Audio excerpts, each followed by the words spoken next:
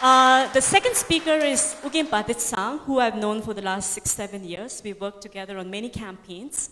Urgyen is currently the campaigns director for Students for Free Tibet International, based in New York, with I don't know how many chapters, but in 50 countries, right? Yeah. And prior to that, Urgyen headed the SFT Canada chapter as the executive director, and the SFT Canada chapter, I think, has done some incredible work in terms of advocacy and grassroots activism. They've won awards, and very notable achievement is the closing of the Confucius Institute in Toronto schools.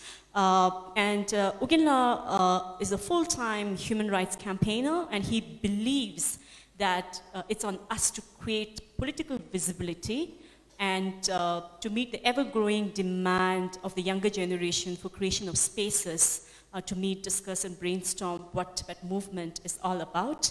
And Urgyen will speak on the topic strengthening activism and advocacy both online and offline. So over to you, Urgyen.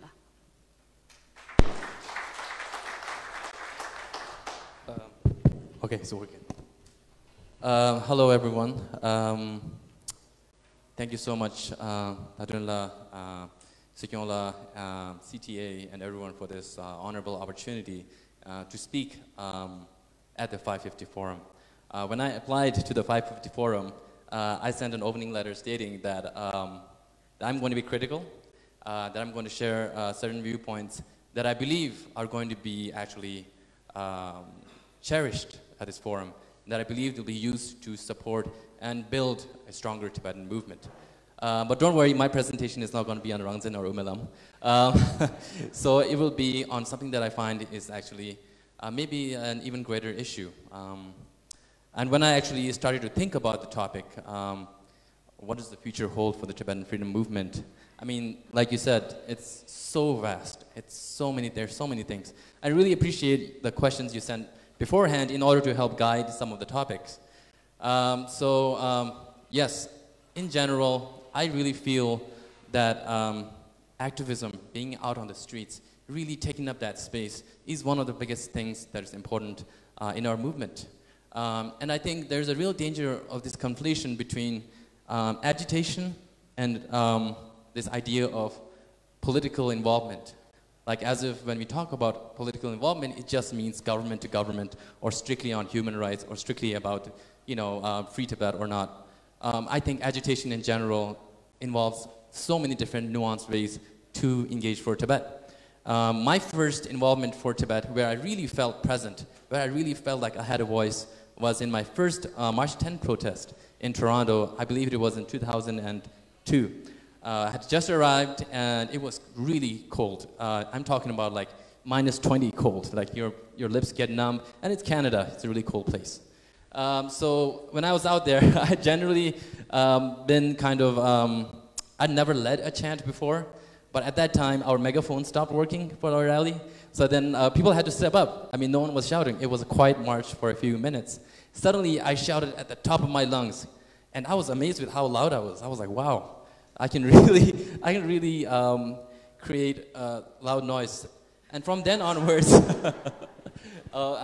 that's my achievement to date, no. So then onwards, I really started thinking about this kind of voice that we need. We need to fill the streets with our voice. People need to hear us. They're not listening to a person. They're listening to one person who's talking about the suffering of 6 million Tibetan people. How loud will that voice need to be? It has to be really loud. And generally, what are the stories that we can share to engage people, to understand them? I think the biggest story you have to share is your story. All of you have been directly impacted by the occupation of Tibet. I always share my story. These are 2 generations of my kind of above me. The one on the far right is my grandfather, Chunze Rading. I'm still trying to find a better picture of him, but this is actually the picture of him right after he came out of prison. And he had just been released from hospital. He had suffered 3 years inside Tibetan prison after 1959. Because of the torture and the beatings he suffered, he died shortly after. I never saw my grandfather, but I tried to understand him. I tried to connect with him through my activism. And then the picture on the left is actually a screenshot from the documentary Tears of the Snow Line. That is my father, who had suffered a gunshot wound on his on his right thigh. And growing up, he's always shown it to me proudly. He would have an open wound here and then an exit wound here. And he was actually lucky enough to have been found by this doctor named Blake Kerr. I think many of you who actually know Dr. Blake Kerr. He was there and he was able to support him and help him. So in my, in my family, people have been directly affected by the occupation of Tibet. And I think I'm starting to find out that my great-grandfather was involved before them, my grandfather's father, in the expulsion of the Manchu troops in Lhasa. When the Manchu dynasty was weakened, my great-grandfather actually joined the troops as a monk, and he was involved in helping push them out and redeclare our independence in 1913. So there is real generational engagement. And the only reason I find this out is because that one time in March 10, I decided that I have a voice and that I have a presence, and I decided to connect with myself through my activism. So, unfortunately, I would have to say that the world of activism and engagement and agitation has decreased greatly. I think many of you will agree with me. Go to a protest tomorrow, let's say whether it's on Tashi Wangchuk or whether it's on Larunga or anything. The level of presence is much lower than, let's say, 10 years ago, right? But why is that? I mean, Tibet is a giant in the world's imagination. Everybody knows about Tibet. More people know about Tibet than a lot of maybe hundreds of other countries, right? Places. Why is that? Well, obviously, we have people's general fascination with Tibet that is from maybe more than a century ago. The exile movement and the legacy guided by His Holiness, including the government, the CTA, and then continuous resistance inside Tibet. People in Tibet are always reminding us of what's happening. They're always reminding us of the agitation. I remember getting a message on Facebook a couple of years ago, and this is my friend who lives in Tibet, and she and I were classmates in Nepal for a very short time before she went back. And it was a very short message. She said, "Dear Urgyen, I really wanted to share some thoughts with you. I'm living in Tibet today, and the situation is hard. But I want to say that even though we can't openly communicate, that I really support the work you're doing. I really support the work of agitation and the issue, the awareness raising that you guys are doing outside of Tibet." Similarly, I mean, there's a decline in space for Tibet worldwide. In Nepal, I visited a couple months ago. I mean, it's not even about March 10 anymore. Any religious event, whether it's full moon day, anything, there's like military stationed in the biggest religious areas.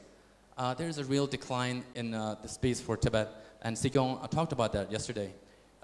Similarly, whether it's activist engagement, it's an all-time low, as I mentioned. And we all know about what Mercedes did. I personally pledged never to buy a Mercedes, which is a very easy pledge to make. But we know that Mercedes, when they published that code, it's a simple code. Look at the situation from all angles.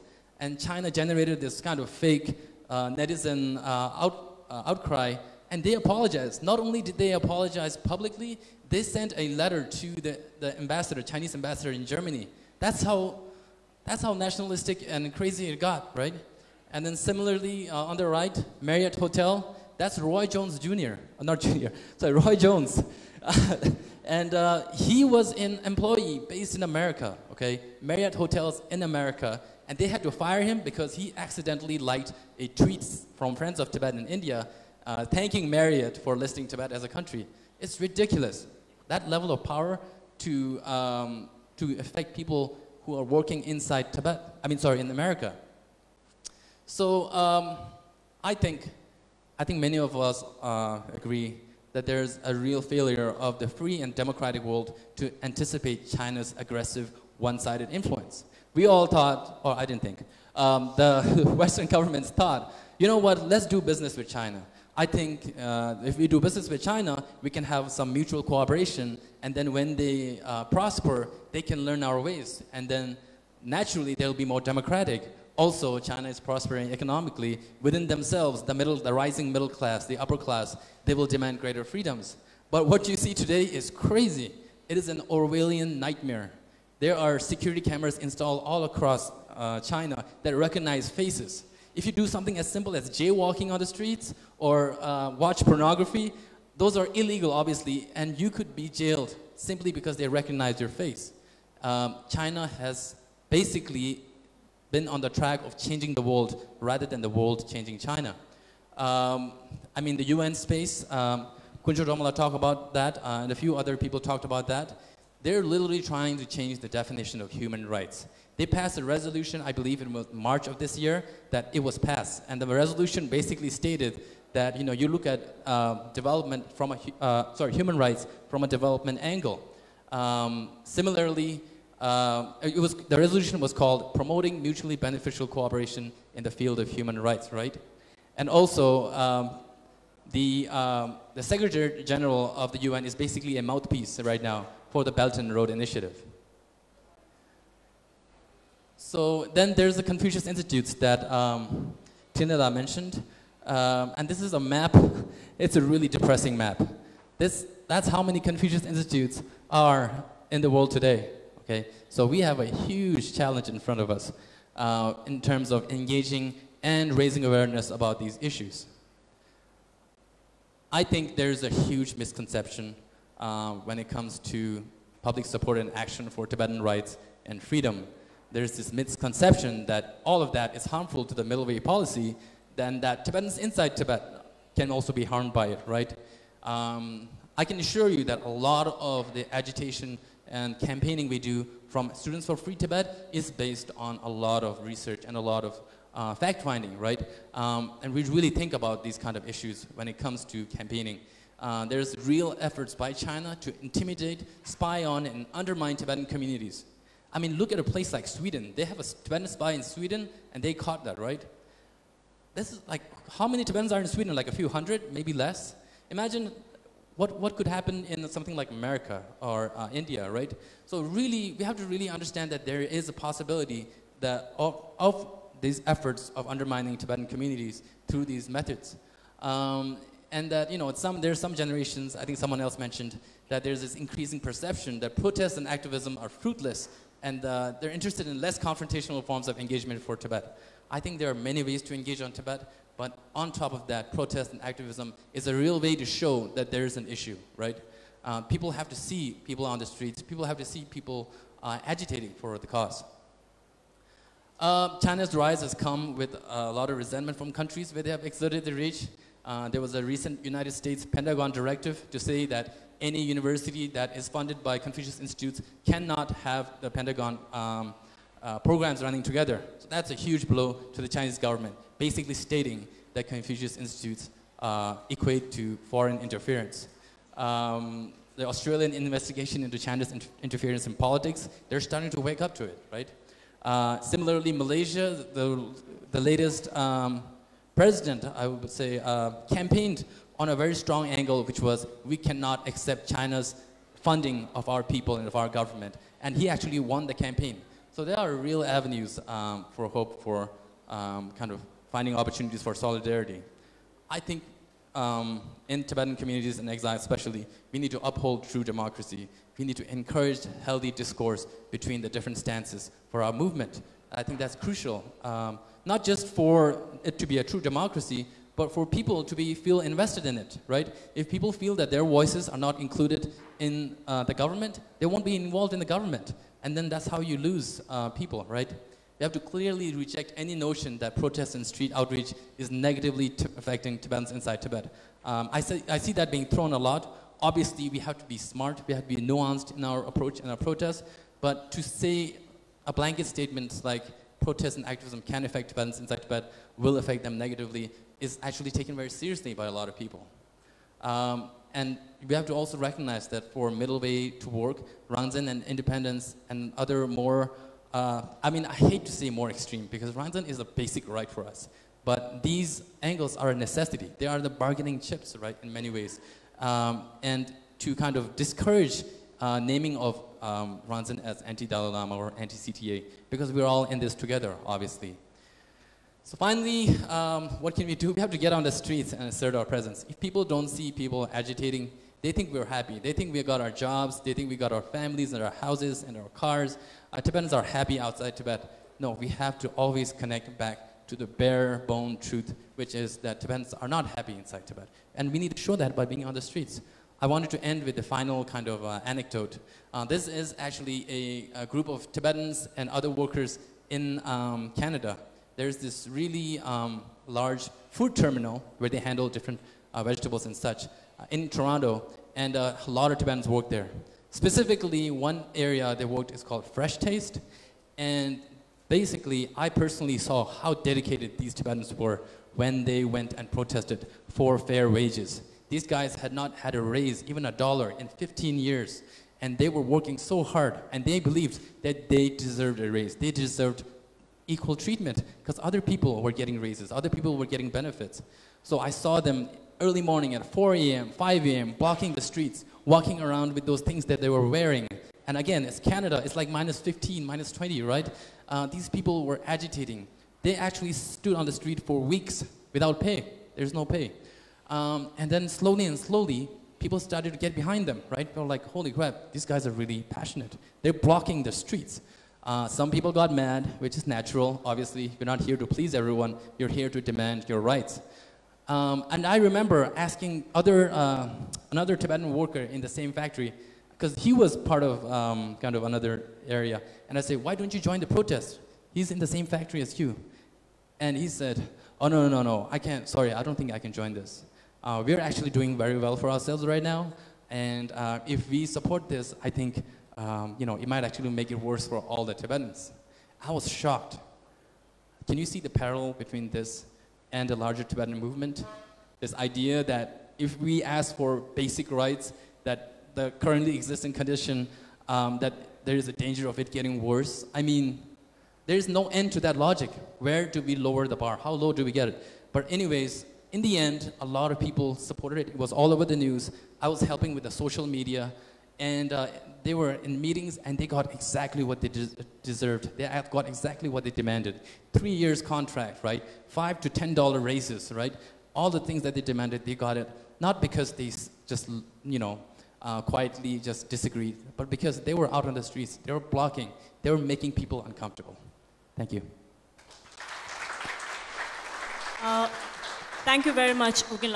I think one of the striking aspects was you just didn't present the problems, but you are offering solutions and telling us what the opportunities lie ahead of us. And I think the purpose of this forum is not just brood over how dire the situation has become, but to keep looking for that gleam of hope, for that light at the end of the tunnel. And I think you did justice to that. Thank you. Not many of us know that Urgyen actually has a degree in visual design. So he is a designer, architect by education, but is an activist leader by profession. And I think very soon he'll become one of the top orators in the Tibetan community as well. So thank you, Urgyen. That was a very, very engaging presentation. 당은 저 티베트링기 뒤즈 디텔 차즈 체가예. So 단다 초직니 고급 라그민두라니 숨구도. So what I'll do is I'll pick one from here, one from here, one from here, and one from here. So we'll go with Kesang first.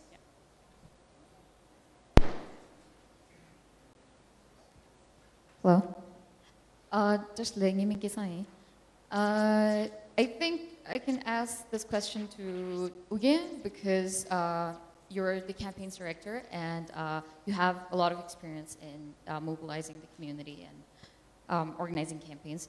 So Tiletrila talked about referring to Tibetans inside Tibet as indigenous people, right? So I would disagree with that a little bit because referring to people inside Tibet as indigenous does not take away from our history of occupation. I feel that it rather provides us with more avenues for solidarity with indigenous people all around the world. And my question is basically connecting this panel with the earlier panel on Tibetan responsiveness to Tibetans inside Tibet. Do you think we need to be exploring more possibilities of building solidarity with other indigenous movements and resistance? And since, you know, it's not just related to activism, it's also related to, it aligns a lot with the middle way approach, which prioritizes the welfare of the Tibetans inside Tibet. So what do you think, like, do you think we need to be doing more on building solidarity with other indigenous movements? And what do you think will be like the possible repercussions on diplomatic relations with basically governments? Yeah, that's my question.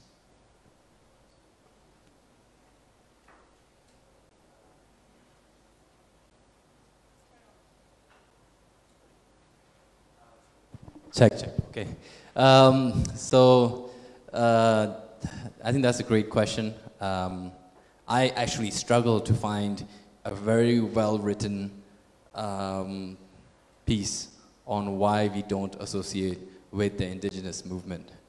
I mean, there's so many narratives that are aligned. There's so many common threads. And I don't think, like you said, I don't think associating with that negates our past nationhood as a people. I don't think that at all. We were at the Indigenous Peoples Forum a couple of months ago, myself and Badheytsang, our executive director, and we were able to actually bring up the issue of language rights inside Tibet, which is something that's faced by indigenous people all over the world. And there's such a strong presence of Indigenous Peoples Forum at the UN. I mean, the Tibetan people, we don't have that, you know. We don't even have observer status at the UN, right? I mean, obviously there's all kinds of, you know, explanations about that. But we neither have the same level of language when referring to our nation is occupied that the Palestinian people have. And we neither have the presence of our peoples as struggling as the indigenous peoples have. So we have neither. So I think it's really important to, if there is a good reason why we shouldn't associate with the indigenous movement, why? Why is that? Someone should put it out. And if there isn't, I think we have to reconsider. I absolutely don't believe that we have considered all avenues to say so strongly that, you know, this is our stances. I think we're still finding out ourselves. And I think that's very clear because the last few resolutions on Tibet have been decades ago, right? Has it been any better from decades ago? No, it's much worse now. So how do we explore other avenues of solidarity, whether it's at the UN, whether it's showing up for other groups, and then building that kind of movement? Okay. All right, I'll take from here. Moran.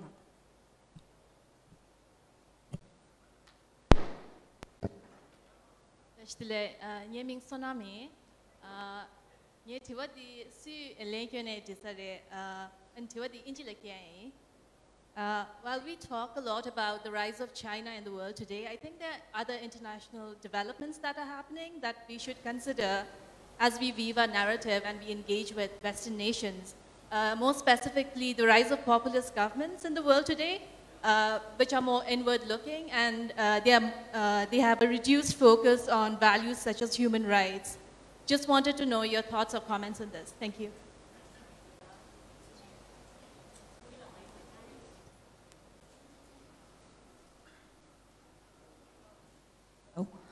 So if I understand your question correct, what you're saying is that we are focusing a lot on China and there are other countries to be focused on.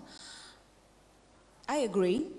I agree that we have to be aware about what the recent movements and how geopolitical scenario is changing in the world. But also we have to understand what kind of geopolitical changes are happening because of the rise of China. So it goes hand in hand. Secondly, I couldn't talk much during the presentation, but we have to also see what kind of trade wars that are happening, not just between China and US, but also with other countries. Because one of the major focus of all the countries currently is the economic development. And China has been very, very focused about it. I personally got an opportunity to work on a project in New Guinea. It was a mining project, and we were working on a research by the Human Rights Watch on what kind of mining problems, what kind of problems are being created by the mining companies in New Guinea.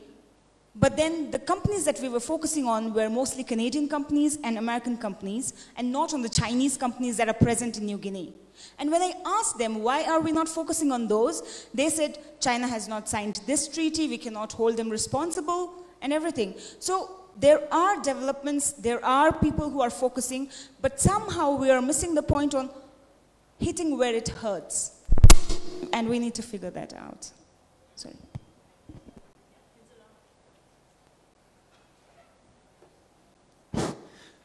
Thank you so much for this opportunity. I have been, in fact, holding my nature's call to get this question asked. Just to follow the suit of the speakers, I'm asking this question in English. 550 we are having here so that we can build the future leaders. Now my question is directed to Chugila and Urgyen. Of late, we have been hearing that the Communist Party leaders are building their own youth leaders, especially from the Communist Young Leagues, because they are those who were born in the post-80s or 90s. Now they are putting them in the positions so that they can be the great other leaders in the future times to come. So what I feel here is that the 100 of us, the participants, are the counterpart of them. But we don't know who they are, what they are going to be, what their thoughts are going to be. So how are we going to confront them? How are we going to face the challenges of those leaders whom we don't know actually? Thank you.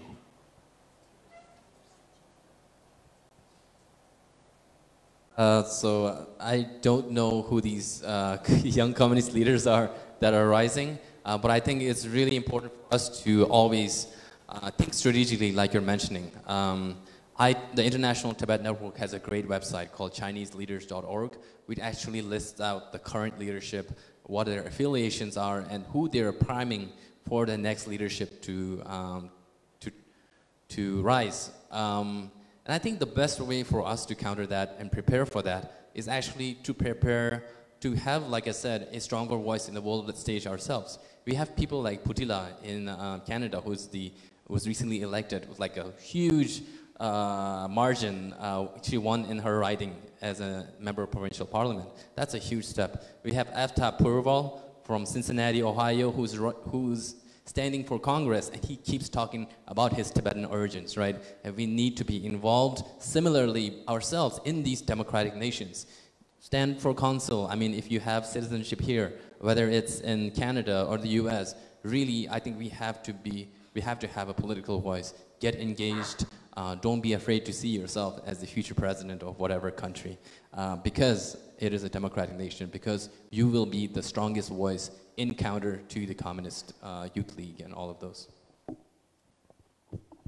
That was a very, very interesting question.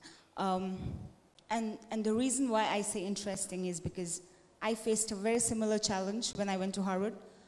And this is not to say that I went to Harvard, but to say that I was the only Tibetan student, and my counterparts, we had 35 of them from China.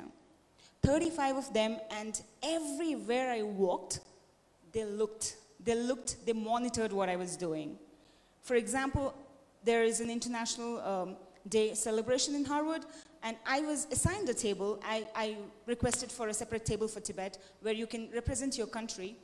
I was given the table, and then they wanted me to withdraw my nomination for the table. And that, they threatened me, and when I say they, it was mostly the student body council, but I don't know who was behind them. So I was threatened, I was called names, but I stuck by, because sometimes it's not just about what you believe in, but also about how strong you stand your ground. So of course we are going to face such kind of leaders who have been brought up in an environment where they do not know anything but what has been told to them by the communist regime. And it is our responsibility, firstly, and this is a very genuine struggle that I faced. They had a list of questions about why Tibet is considered to be part of China, and I didn't have an answer. And I was trying to figure out these historical facts, and I Googled a lot, I researched a lot. If it was readily available with the CTA website, that would have been wonderful. And then I worked a lot, and then we had these templates where it had 10 major propaganda messages from China and our rebuttal. I was luckily able to find it, and I was able to send it across to the students.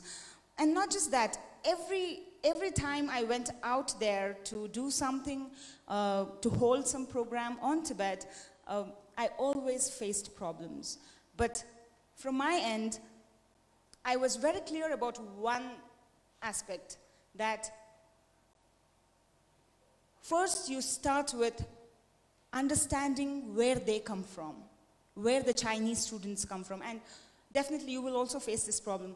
Where they come from is a very, very protected environment with a lot of censorship. So it is our responsibility to show them what our stand is and where we are going to and what our aims are. So of course we are going to have a lot of challenges in standing against those counterparts, but trust me, as long as our roots are strong, we will be able to flourish. Thank you. Questions? Okay, we'll give it to Lobsang.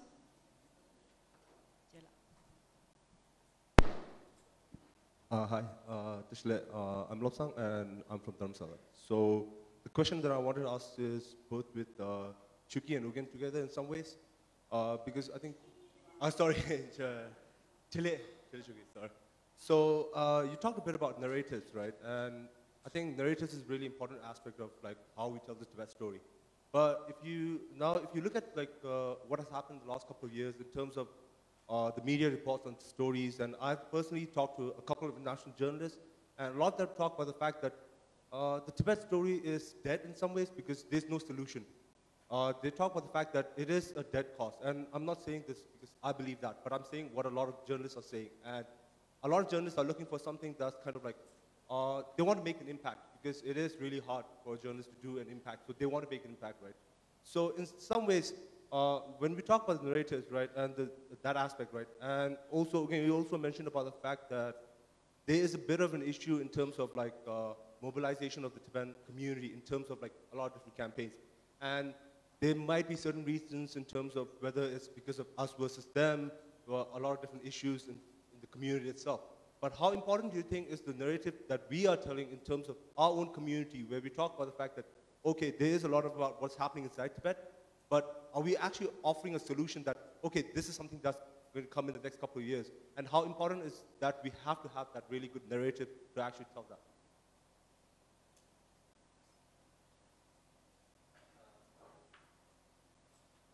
Great question. Thank you, Lobsang. I think I can speak to personal anecdotes on how we approach engagement and being relevant and raising our issue. I've been part of organizing, I don't know how many March 10s now. Well, since I've been involved in the past 10, 11 years.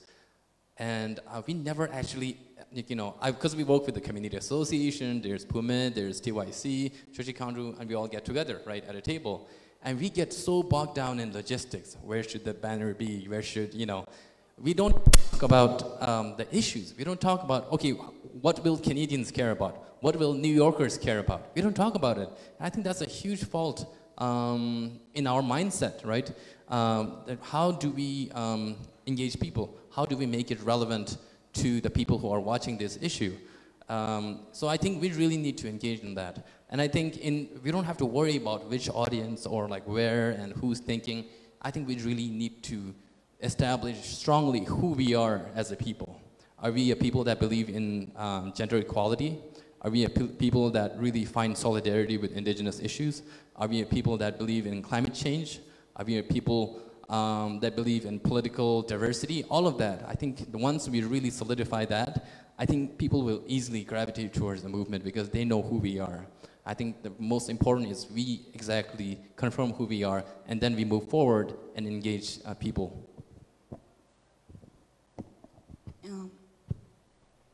Confronting journalists. I have been an activist since I was 13. I would attend so many press rallies. In a year, we would have 7 to 8 marches, and we would, for every event, we would go for a press release and press announcement. And every time, I say the same story, maybe in different words, but the core narration is still the same. And then the journalist would say, "Madam, ये तो आपने last time भी बताया था, कुछ धमाकेदार बताइए ना. Say something very, dramatic." Thank you. Say something very dramatic. Say something where we can bring out, make news headlines. But we have to be clear about one thing. Our story, our struggle, is not a 140-character bite. It's not giving news bites for people. It's a struggle that has happened for 60 years. It is going to happen for the next 60 years, or hopefully much earlier we will find the success. So, talking about narrative, we have to be consistent. We have to be consistent in that. You cannot bring about very dramatic issues just for the news bite, just to make the news headlines.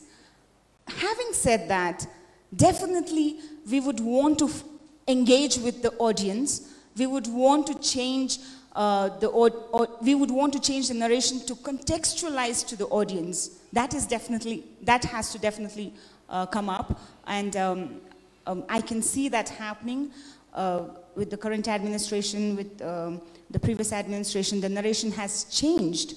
The elements that are there in the narrative have become wider, have become more relevant to the audience, and as the society changes, as the audience change, definitely there are going to be components which are going to be included, but the core narration has to remain same, I guess. Okay, okay, I'll go here first. Tisla. Mingyu Belton. Hi there. I had a question. It just sort of came up to mind when you all were here, there. I'm wondering,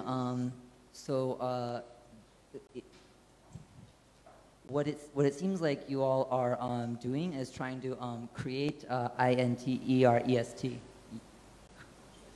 correct? In Tibet, and you're doing it through particular, if you're a car, you're driving down the lanes, right? So those lanes could be, I can't really describe them, but the three of you are,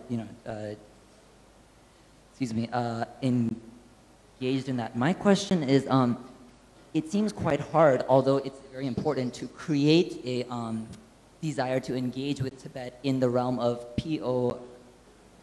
this one? LITICS, right? And it's very important. And at the same time, though, we know that there are arenas where there's already INTEREST in Tibet. And my question is, it seems to me that there's not enough TIBETANS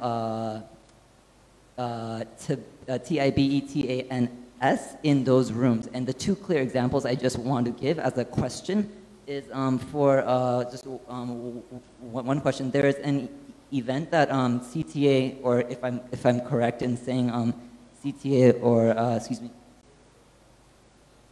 the Office of Tibet. They are going to co-chair this event that is going to take place in around this time, and the name of it, you mind? Fostering Universal Ethics and Compassion Through Museums, a summit with His Holiness the 14th Dalai Lama. And so the person who is going to co-chair this, they are from, excuse me, what I'm trying to say is they are not from Tibet, but they have a desire to engage, right?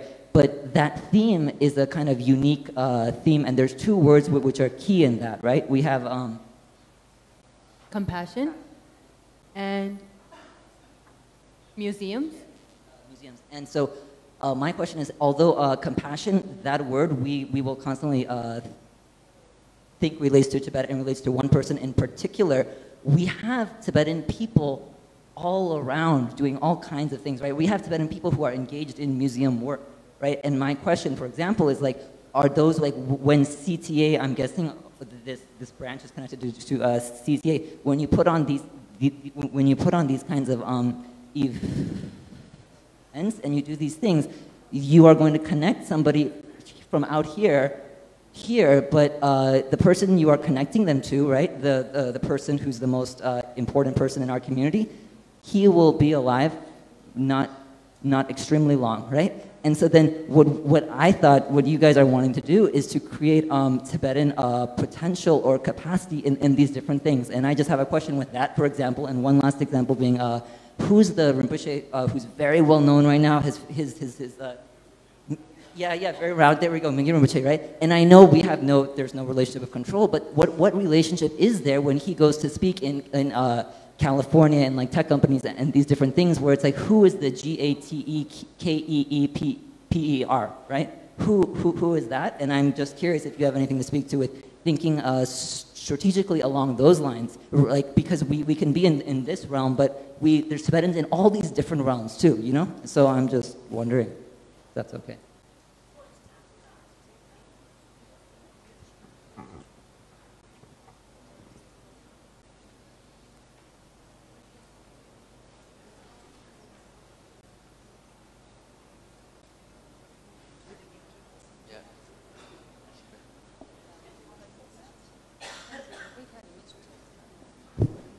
That's a great question. It's very specific.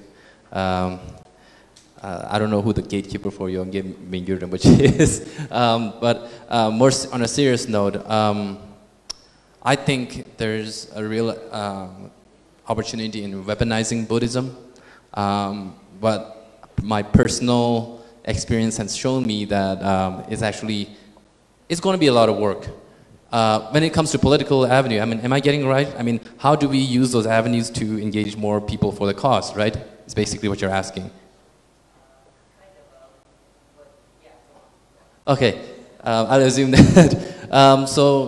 I think one clear example, I mean, it seems like a complaint, but when the Larungar demolitions happened, I mean, we were Students for Free Tibet, Free Tibet group, and then International Tibet Network, we formed a working group to campaign on it. And many of you might remember hashtag Stand with Larungar, you know. We were able to gather more than 100,000 signatures, you know, and create a lot of political noise on it. But what we felt we could also do during that campaign was that, you know what, this is a Buddhist issue. Ultimately, Larungar is a Buddhist community, hence we can approach a lot of Buddhist senders and they will automatically be on board. It wasn't to be. We approached more than 200 different senders in New York just to see kind of what kind of engagement we could get, and we didn't get any, right? The only Buddhist group that was actually involved and signed on, there was a little sign-on thing that you could do, was the the Buddhist Peace Fellowship, which is based in San Francisco. I don't know how many of you know about it, but they're a very radical Buddhist group. And they tackle social justice issues, but they also talk about Buddhism at the core level. They're there to kind of really critically be present as a Buddhist. And I think there's avenue to that, but I think there's also, I mean, to see that avenue as a way to engage politically directly, I think it's not, I feel that there's a lot of limitations there. I'm going to talk about this from a parliamentary, like government affairs relationship perspective. In Canada, one of the priorities is human rights and religious freedom. And we actually do use Buddhism and religious freedom inside Tibet as one of our tools to advocate for Tibet on the Hill. So especially, like, for example, I'll give you, when Gyal Kangpa came to the Hill for the first time to Ottawa, it was very difficult because he's a very, very high-ranking Buddhist Lama for us in the Tibetan community, right? But then to get meetings and to host receptions for him on the Hill, it was extremely challenging. Nobody, it's not nobody, but it was, you know, all secret meetings and nobody wanted to be identified. But because we said he is a Buddhist leader who has over 300 followers, million followers in China, and not only just Tibetans, but inside China. So it gives legitimacy, right? So then it becomes easier for the Canadian government to accept him and say, okay, we're not going to piss off other people. And so we can host him on the Hill and we can meet him, but we still don't want people to know about it. So for example, same example with Larunka, when Larunka destruction was happening, we used that only as a religious persecution, you know, that and a Buddhist academy, the biggest Buddhist academy in the world is being destroyed, and therefore Canadians need to take a stand. So from that perspective, we do use Buddhism because ultimately, you know, when there's new governments forming, it's all new, especially with this government, we had over 80% new MPs and only about 10% knew about Tibet, the reality is, right? So we have to re-educate, we have to educate everyone on what Tibet is, what is the Tibetan situation right now. And so therefore we sometimes, you know, it's easier for us when we use His Holiness and Buddhism as the stepping stone to talk about Tibet in that setting. So it has come handy for us. I don't want to say like in a very opportunist way, but it has been extremely instrumental for us in getting our issues across the table. So yes, and I think as Tibetans we actually need to use Buddhism as a tool to also fight against, not to take our movement forward, right? So yeah. I wish to take more questions, but the time manager, Duknila, is very strict, and she said it's time up, and we've overrun by 3 minutes. So we will conclude the session here. We have more time and space during the breakout session. The speakers and the expert speakers will also be there. So I'd like to thank all our 3 speakers for making this a very interesting, interactive, and engaging session. But I don't think the work just ends here. It's only the beginning, and there's a lot more we can do. And let's brainstorm more ideas at tomorrow's breakout session. So I think the crux of this session and what the takeaway is that no matter how dismal and how bad the situation may seem, but the resilience of the Tibetan people and where the Tibetan struggle is unfolding right now is suggestive of the fact that, you know, restoring freedom for Tibet and pursuing dignity for Tibetan people is possible. And the one who will carry that mantle forward is the young Tibetans, the new generation, the millennials, many of whom are in this room. And yes, it is challenging, and as Si Kyung said, that's why it's a struggle. It's a freedom struggle, and there's no easy way about it. And a wise person said, if it's not hard, what's the point in doing it? And again, aligning it with the YOLO, you only live once, hashtag. Yes, you only live once, and let's use it to the fullest. Let's make it purpose-driven. And then there's this cause, the Tibet cause.